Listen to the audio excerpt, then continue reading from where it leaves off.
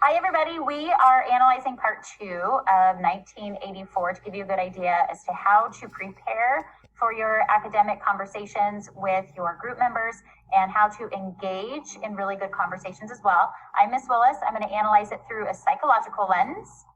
I'm Miss Ray. I am looking at the economic and sociological lens. I'm Mr. Hadley, and I am looking at it with a feminist lens. I'm Mr. Landis, and I took the historical lens. Okay, so the first thing that I wanted to start with was propaganda. I just had a question about propaganda because that was such an important part of part 2, not only when we got into Goldstein's book, but also in that preparation for Hate Week. And I was kind of exploring the conversations between Julia and Winston, wondering why Winston was so intrigued by what was happening and Julia just was a little bit more nonchalant about it. And I thought that starting with propaganda and exploring this through a psychological lens would be an appropriate way to do that. So I noticed that the inter-party used propaganda, pretty systemically to control their people. And my question was, where do we see propaganda happening in 1984 and what were the implications of that? And then I'd like to push that out to just our current society and where we see that today. So I can start with that one. I think that, in all this section of the book does hit it quite a bit. And in this one, it's interesting because we get to see their two perspectives about it, kind of like what Miss Willis discussed here a bit. I'm looking for the page or the chapter area, but there's a point in their conversation that Winston's bringing up this whole idea of like it hitting him like a light bulb for the first time of this is what's happening and can you believe this is happening? But Julia's perspective is more like, well, yeah, it's a game. You just have to learn to play their game and play it correctly, and then they leave you alone and you can kind of do what you want. And we've seen through those conversations that Winston has with Julia how much she's been able to kind of manipulate the party in a really covert way, and that she does whatever she wants. And she says, well, you just have to make sure that you're always the person who is loudest at Hate Week and you attend all the things. And she tells him that he needs to sign up for further committees so that they're covered. It's like if you play the game in a way that you're convincing the party that you are believing this propaganda, that regardless of what it is that you truly think or truly believe, you're going to be left alone. So it's almost like she's engaging in, it's not quite doublethink because I feel like it's beyond that because she's being far more intentional in the reasons that she's doing it, but she's playing this role of this perfect party member with the knowledge that it's the only way to really be left alone and kind of ignored by the party. And it's interesting when Winston first met Julia and he said she's never going to be vaporized. Maybe this is what it takes to succeed in this society, is to learn the rules and then abide by them or don't as needed. So does that almost present a duality to the idea of reality control? And I started digging in that, and granted, I'm in the first part of the book with this, but it was just so impactful that I couldn't not go with it. For me, in my edition, it's page 35, and it's right at the top. And he said, reality control, they called it, in Newspeak doublethink. I think it speaks to both principles. One, I think it brings up what Mrs. Willis is saying. We propagandize things to make them more socially acceptable. We've seen this through history the whole time. We don't say that we bombed Japan in efforts to gain peace. We fixed the war. That's what we did. It's all in phrasing, and it's propaganda inherently in our language. So why don't we call it reality control? Because if you sit down and you tell Julia, hey, I control your reality, you get pushback. You don't get those people who just want to go along with it. And we've seen that throughout history. There will be people that when you tell them, hey, I want you to do this, even if it's the most reasonable thing on the face of the planet, are not going to participate. But coming back to that duality thing and looking at Julia herself, is she allowing the reality control herself so in turn she can control her own reality? Like, I will give you the world's reality, but you cannot have mine. Y'all are like taking my feminist lens thunder here.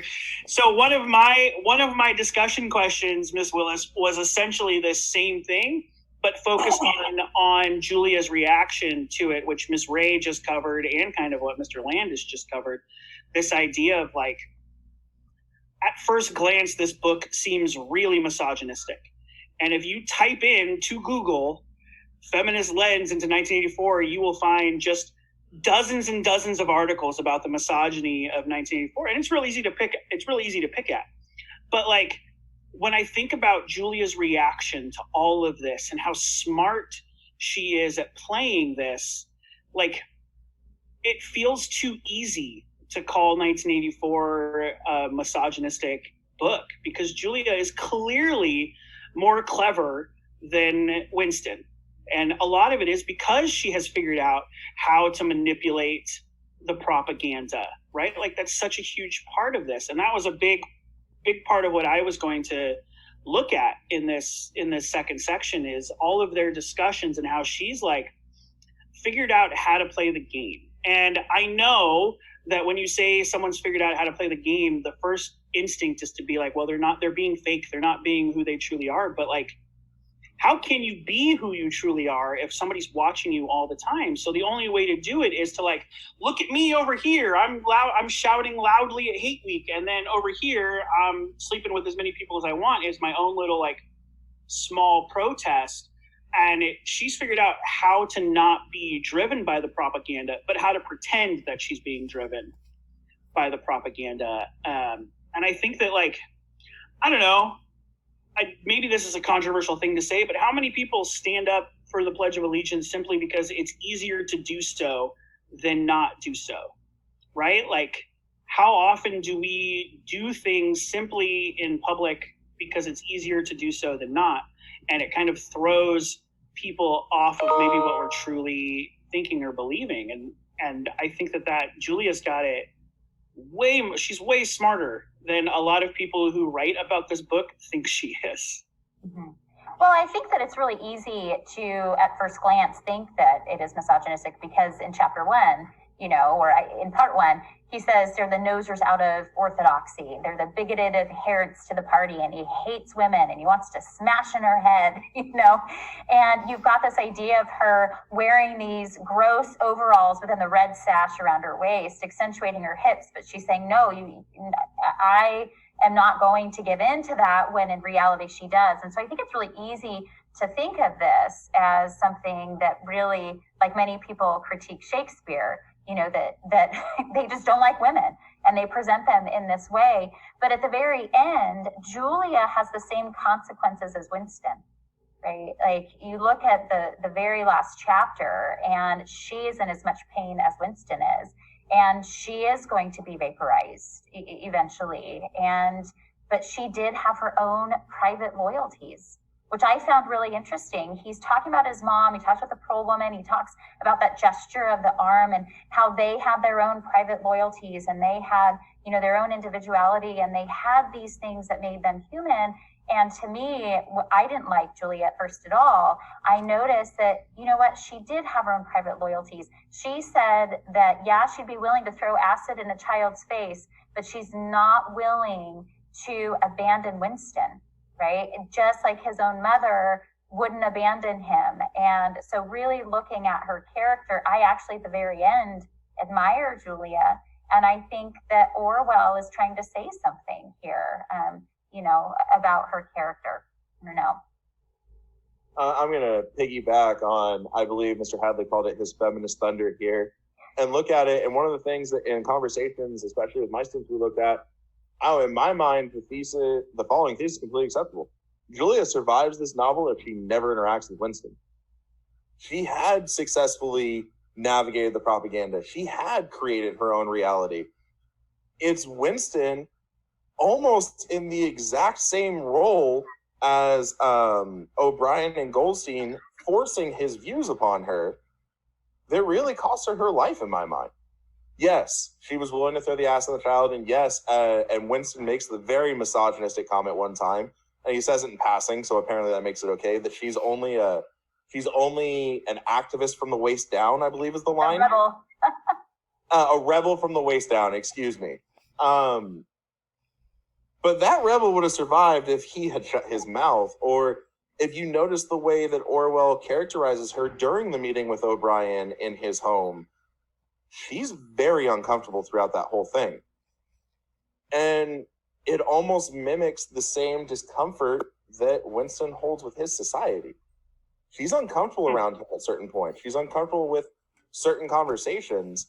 And I think to try to bring us back full circle, so I'm just not like wool gathering here, was Winston pushing out his own form of propaganda on top of her that eventually dissuades her from what she believes? I like that. I don't have an answer for you. My money, I think it's a really book without him. I like it. I don't know if I agree with it, only because Winston, somebody has to do something, you know, like somebody does have to rebel. If Winston is Winston Churchill and Smith is the everyday man, like, you know, we have to, of course it's dystopian, and so it's supposed to end this way, but if we are going to have somebody who's going to fight against this tyrannical government and not all is lost, then he does have to use propaganda of sorts to fight against it. You have to use propaganda against propaganda most of the time, right? And so that's what I totally understand what you're saying, Mr. Landez, that he is, in essence, doing that. But sometimes propaganda is used for good. I was reading actually this Harvard article earlier today, and it was talking about how there are 4 essential reasons for propaganda, and not all of them are bad. You know, some of them can be used for good. We as a society, it's our responsibility to be able to navigate our way through, you know, the exploration of that. What is used for good and what is used for manipulation? So yes, maybe it was propaganda, but maybe it was for the best, but it did cause her death. So we have to figure that out morally. It's interesting. It's funny because... Go ahead.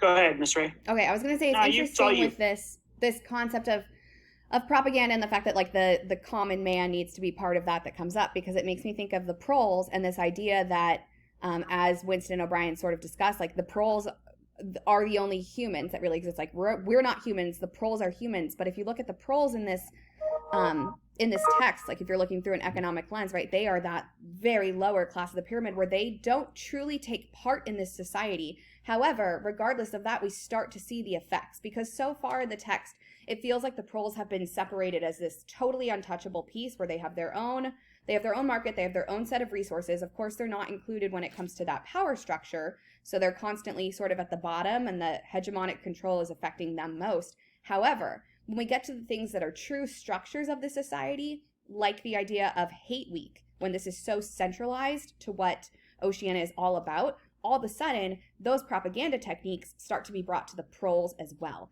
And it talks about how, like, this is when all of a sudden we see attacks on proles communities and bombings in the prole areas. And it's like these lower classes of society are now also being used as a tool for control. Like, they're finally being sucked into it in these moments where patriotism is so important. And so it's interesting to think about how this lower class, this proletariat, who is typically under complete control of the higher structures, is now playing a role in the system as well. I was, well, first of all, you know you're in an academic conversation with Miss Ray when homogeny in some way shows up. When the word homogeny shows up in some way. Hegemony. Yes, I know. Hegemony. It's hegemony. Sorry. I was thinking about, you're talking about propaganda for good, and every time I think about 1984, for some reason, the Hunger Games is where my mind goes. And I'm thinking about like the whistle song and the symbol that Katniss uses, right? Like there are always, I think, symbolic propaganda that people do have to use for good, right? And because I think the only way you can fight propaganda is with more propaganda. Like, we created Captain America to be propaganda. That's what Marvel did. And that's why he punches Hitler on so many covers of comic books, right? Like we do have to fight propaganda with propaganda. And I think that Winston is trying to utilize some of that, but I also think he's trying to, and maybe this is moving into one of my discussion questions. I think that like, there's also using the propaganda against, like their own propaganda against the party, which is that the song that the prole woman is singing outside of Winston's window. And I'm thinking about, like, I guess my discussion question is, what does everyone think that the symbolic nature of of that prole woman, the fact that these prole women are still singing these songs. Like, yes, it's a propaganda, but isn't it also like, if you're able to still sing while you're working, isn't that showing that they don't have full control over you, because you're still finding some sort of like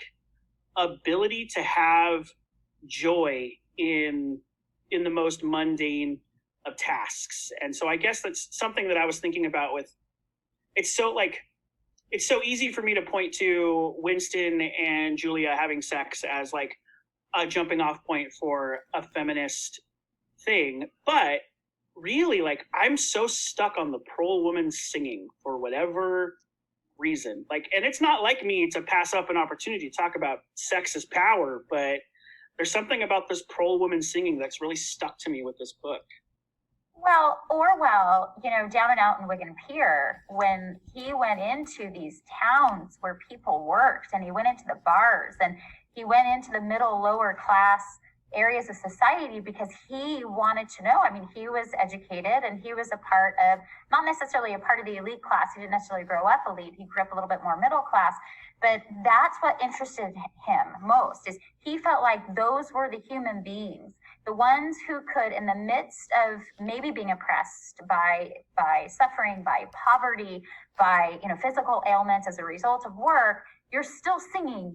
You're still, doing things that are human. You still have, I keep coming back to that phrase that he talks about when he's speaking of his mother, and when he wakes up in part 2 and he's got tears and he's having these dreams of his mother, those were private loyalties. The prole woman had her own private loyalties. And I think hope lies in the proles, because they were able to nurture those private loyalties, even though they were still being subjected to propaganda, even though they were still being subjected to poverty. As Miss Ray said, the bombs, whenever they got closer to hate week and they were in the midst of it, they were still, having to deal with all that, but they remained human, like she had a meter wide hips because she had a gazillion children, and she's still singing, right? Like, her body's been affected deeply, and she's still singing, and she loves, and she fears, and she has all of these, loyalties that are her own. And I think Orwell had something pretty powerful to say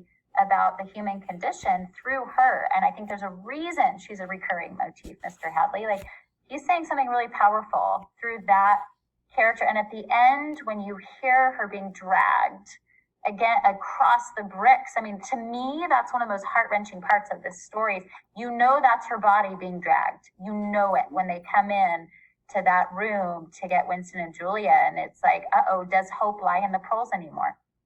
We don't know. She's now dead.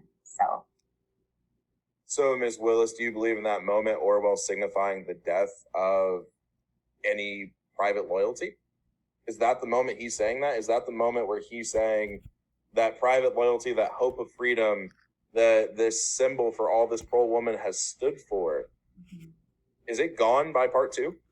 I think that's the great question. Yeah, I think at the end of part 2, he's saying if we allow society to get to this point where everything is so systemic, where the machine is operating so well that nothing can come in and break it, if we as a society allow this, it's going to be near impossible to come back to our own humanity and to reverse what's been done. And I'm curious if that's why at the end of the book, all hope is lost. Yeah, we do end in spring. So those of us who love literature and understand that the spring symbolizes rebirth and regeneration, we can, for the first about 10 years of me reading this, I'm like, yep, it's spring. Absolutely. Something's going to happen. Nuh-uh. It's just not. You get older and you realize, oh, shoot. I think that when that, to me, and I, of course, I shouldn't say this with complete certainty because I don't know what Orwell was really getting at, but to me, the death of that prole woman is the death of the proles, and then the death of those private loyalties. And I think that's why it's so devastating. So to push back a little bit from that economic and sociological perspective, I think that Orwell is intentionally giving us this hope through this woman and through the things that are said about the proles and them being our last hope and they're the humans. I think that even with that in consideration, he's set them up still to be just another resource. Like, these songs that she's singing are intentional earworms created by the party, right? To go back to that propaganda aspect. And so every so often the song shifts and that's all they're singing. Like, it kind of harkens back to this idea of like singing being a thing that's just like, oh, if they're singing, they're happy, which makes me think back to like slave songs in our own society. But if you look at just like the proles' existence in general, right? The existence of what is the black market for other party members, but is just existence for the proles, like that itself, like their sheer existence, their economic structure in general, and the fact that they're so different, like they don't use military time and the party does, like they are set as this completely separate society, but their sheer existence is still just a means of control.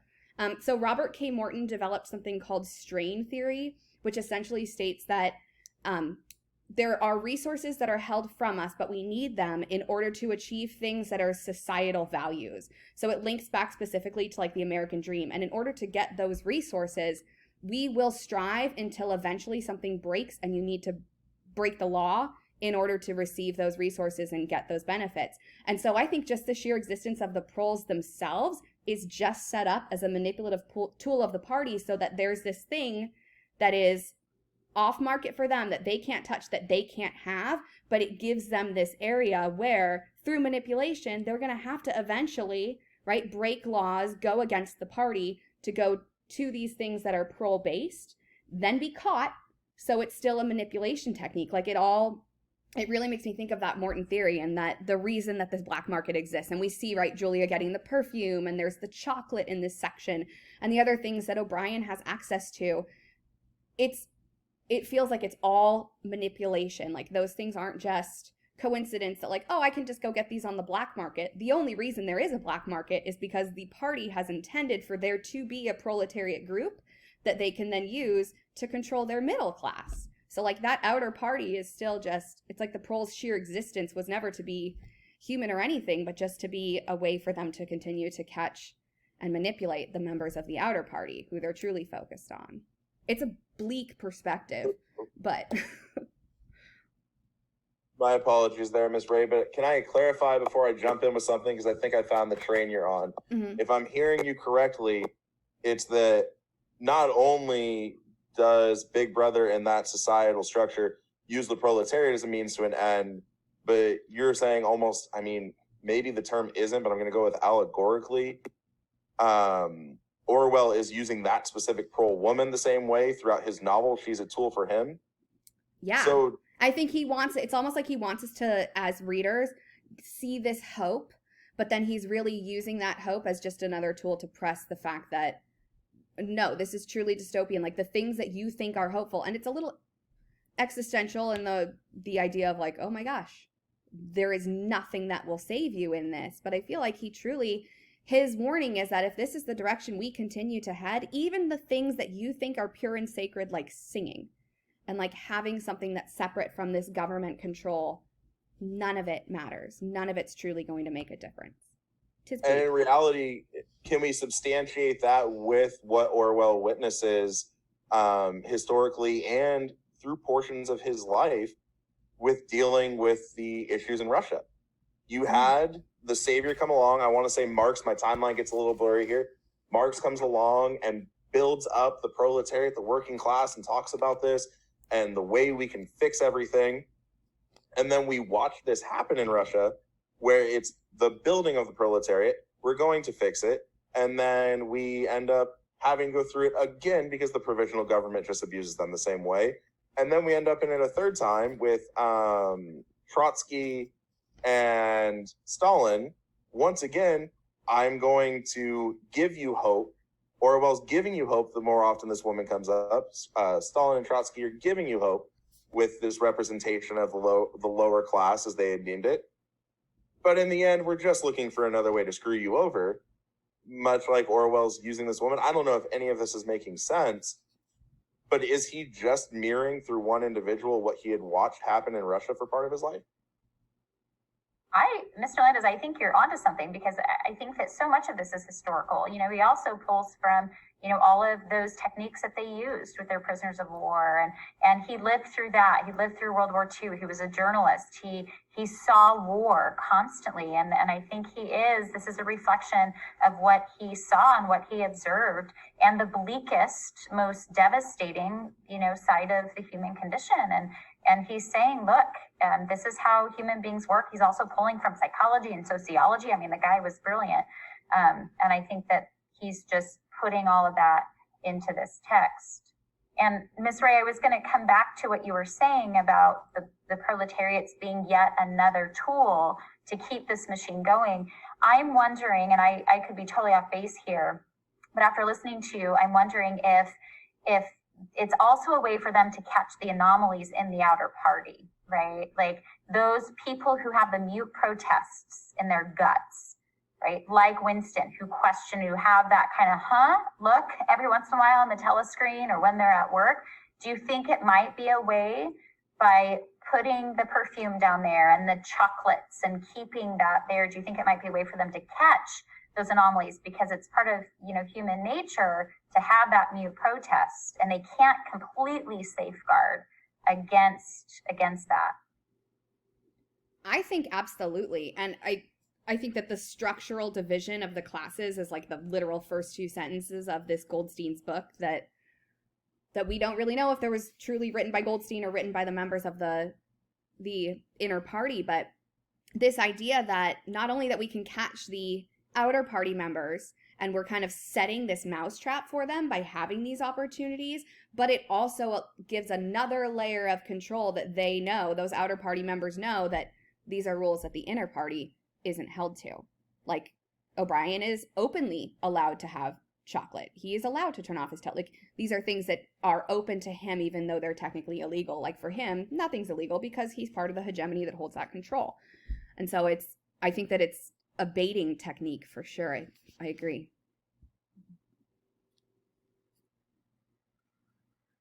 All right, it's going to bug me if I don't do it. But Mr. Hadley said something wonderfully poignant about, like, propaganda being used for good or bad. And I believe he was echoing Ms. Willis, if I remember correctly. But I have to ask the most token history view question ever. Are we able to say that it's only good versus bad because history is written by the victors? Is propaganda truly ever good versus bad, or is it just a matter of perception of where you sit on things?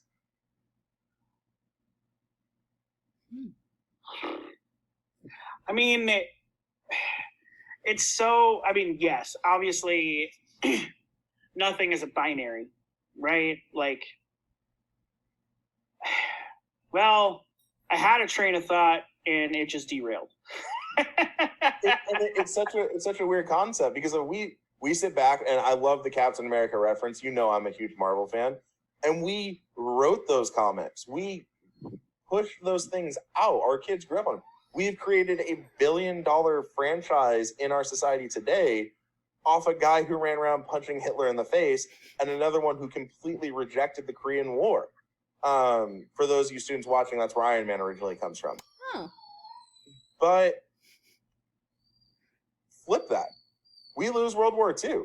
That's no longer good propaganda that struck out morals. What it is a defeated society doing something offensive. But I think it comes back to whoever controls the means and controls the resources, controls the values, right? So when we come back to that idea of like history written by the victors, it's like our society, we see it happen all the time, right? Where we then adjust the past. We decide how we're going to frame that. We see what's in our history textbooks and the stories that are told, and the stories, more importantly, that are not told. It's always going to be good for someone, but that someone is probably not going to be the people who are in those lower stratum of society. It's going to be benefiting the people at the top. And so from their perspective is good. And then if later a different group is in power, they'll just shift what was previously said and what we get to learn about in class, so that it still aligns with that top ideal. So to hit my token cheap shot here book reference, he who controls the present controls the past? Absolutely. Yeah, I mean, if you to carry this Captain America idea further, like if you look at the Marvel Cinematic Universe with Captain America, they had to make him a little darker because you can't sell Captain America in the same way that you would have sold Captain America in the World War II era, because he's not relevant in that way today, because he's got to have an edge. And you look at, you take the last 4 movies he's a part of in the Marvel Cinematic Universe, like he can't be the propaganda machine. There's got to be something else to him, because we no longer need Captain America to be the Captain America that he was created to be. And I think that, yes, he who controls the present controls the past, for sure. And I think that Orwell is good at manipulating that idea. And I think manipulation is apt for what Orwell does in his fiction and his nonfiction in reality. Like, outside of his work about what it means to be a writer, all of his stuff is about how words are able to manipulate people one way or the other. And is there ever a place, and maybe this is for the psychologist, but is there ever a place where you can use the word manipulation and mean it in a positive connotation? Like, is there a way for that to exist? Like, is there a way for any of the propaganda to manipulate people for good? Like, is propaganda on its own merit bad no matter what? To give a little bit of pushback between, is it just bad versus good, or is it always bad? Yeah, that's a great question. I was thinking about, when you look at Hitler and you look at, he devoted an entire chapter to propaganda, and he had somebody in charge of propaganda, and manipulated an entire society to do horrific things. And it might have been good to be able to have somebody come in and manipulate that, and manipulate the words he was saying, the slogans, the artwork that he was using. I think sometimes it is, but it also comes back to, and this wasn't necessarily in my notes, but Mr. Landis, what you were saying about propaganda, and is it always good versus evil? Sometimes I wonder what Orwell was getting at, especially in part 3. So I'm going to move into part 3 just for a moment. O'Brien constantly talked about universal truths, that there's no such thing as universal truths anymore. And if we don't, as societies, have these universal truths, is it then easier to manipulate? Is it easier to gain control because you don't have the people pushing against that? What was Orwell really saying about the need for those, and why was he addressing it so much, and how can we connect that to the concept of propaganda? I think that the propaganda we see as this idea of like, well, is there any such thing as positivity when it comes through propaganda? I think that all just goes back to the way that we label it. And so if you look at the Sapir-Whorf hypothesis, which would state that essentially the use of language becomes the reality, and when we then manipulate, and again, we're using words like manipulate that have that negative connotation, the language and the way that we go about it, that affects the view on that concept. So while we might say propaganda's bad, we say advocacy is good, we say advertisement's good, we say that promotion is good. Is it not all the same? So how much of it is just in the way that we build our cognitive reality based on our understanding of the language? And then, to bring it back to power, if you're the person who gets to manipulate that language and what we call those things, all of a sudden you're able to help to control that reality and the cognition that's associated with it. So if we don't say we're using propaganda and we say we have some advocacy, all of a sudden our minds go to a different spot. And then you marry that. Oh, sorry, Mr. Landis. No, go ahead. I was just commenting. I just was thinking marrying that with classical conditioning and behaviorism, which is definitely what the party uses against them, that gives you a lot of power.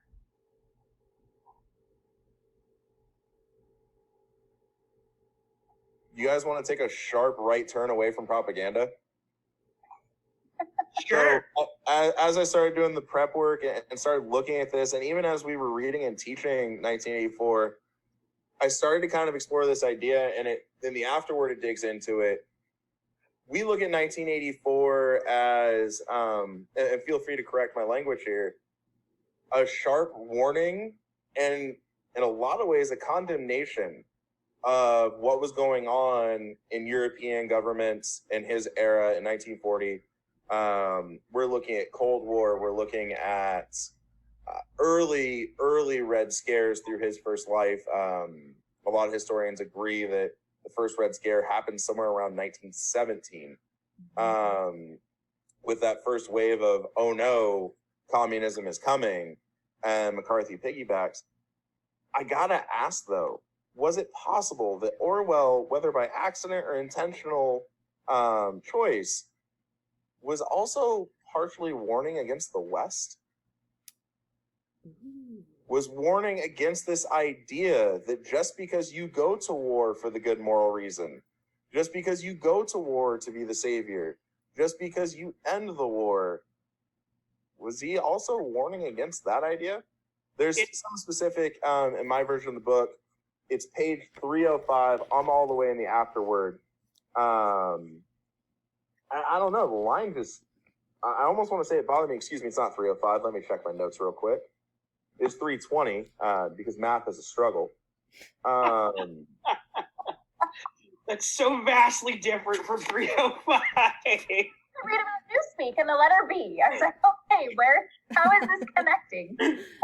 So 320, it's about halfway down the page for me, and it states, Orwell demonstrates the illusion of the assumption that democracy can continue to exist in a world preparing for nuclear war, and he does so imaginatively and brilliantly. We can ignore that last clause, but we, once again, flipping back to World War II, we look at ourselves as the saviors of that war, and there's no doubt that we did a lot of good in those years. And in no way is this an intent to disrespect anybody who lost their lives or hopped into a war that you couldn't drag me into. Those people are heroes. But we're a country who dropped nuclear weapons for peace. Or can some of this, I guess I should say, because I can't remember the date of his death right off the top of my head, was some of this warning against the way we were becoming? I think that if you look at where we are right now, yes, 100%. It does seem like that. I don't know that I have any things that I can specifically turn to defend that position, except just flailing my arms about. Look at all of this. But I definitely think that he was. Yeah, I mean, you said this phrase, Landis, dropping bombs for peace. And it's like, how can that sentence exist? Right? Like, how truly can a sentence that says we dropped bombs for peace exist in a rational way?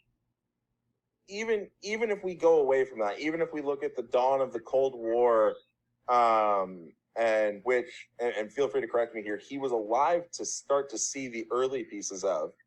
Does that sound right to everybody? Yeah, I believe so. I don't know when he died either. Ms. Willis is giving me that look, so I'm going to get this out of my mouth, and then she's going to school me. 49.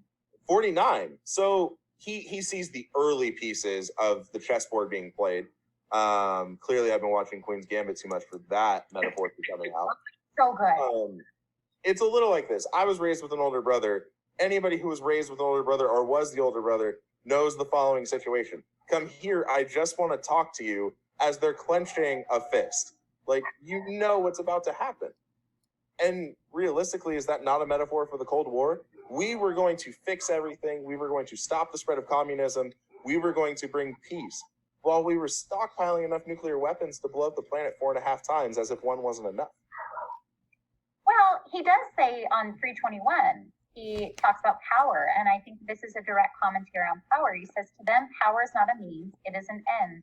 And power means the capacity to inflict unlimited pain and suffering to another human being. Power then for them creates reality. It creates truth. I think this is just a commentary on power and how important it is for us to safeguard against that and to not allow people like Stalin and so many of the other leaders, who rose up between 1919 and 1945, and then, even after that, right before he died. I think it's to make sure that we as a society can keep people in check, and that we don't give up our ability to think critically, our ability to be individuals, our ability to, as a group, have some universal truths, because he does talk about truth so much. Because when we do that, we are susceptible to complete and absolute control.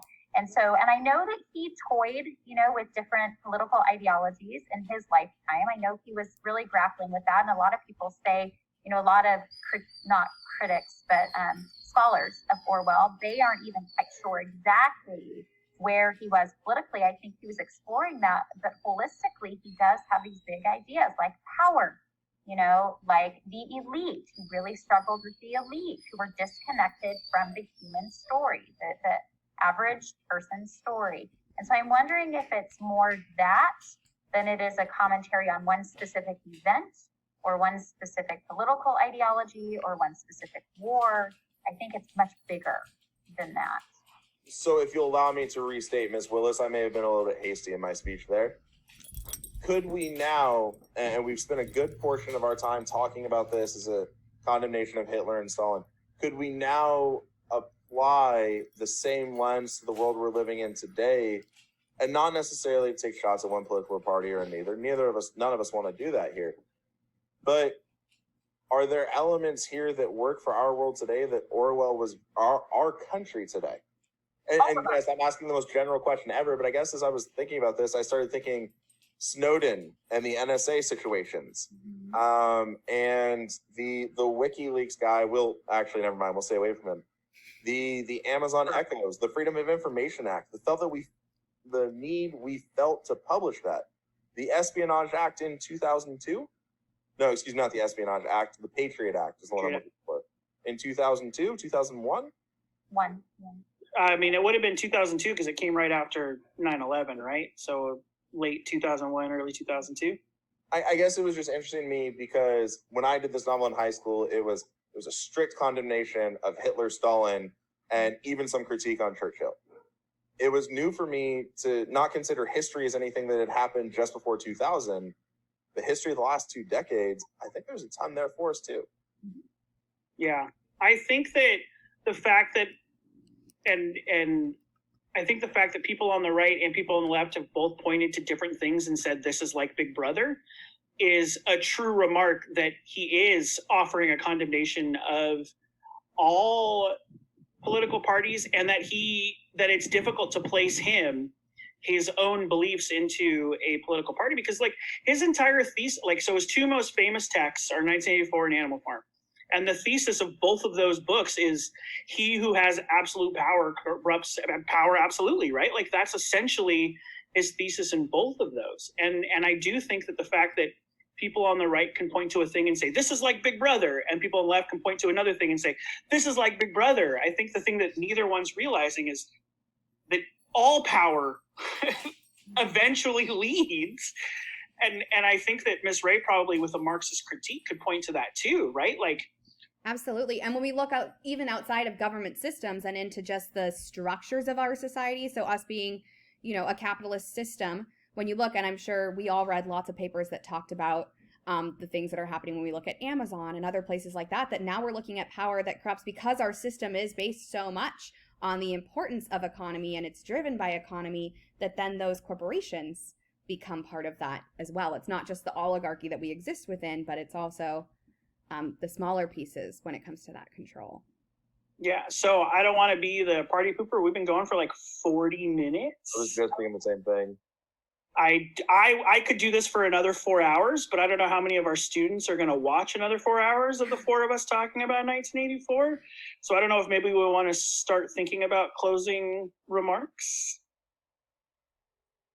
I think we just close. I am so impressed with our conversation. It's so refreshing to sit back and listen to all the different perspectives, knowing that we all come into this story with our own stories and our own back histories, and I learned so much from all of you. So thank you.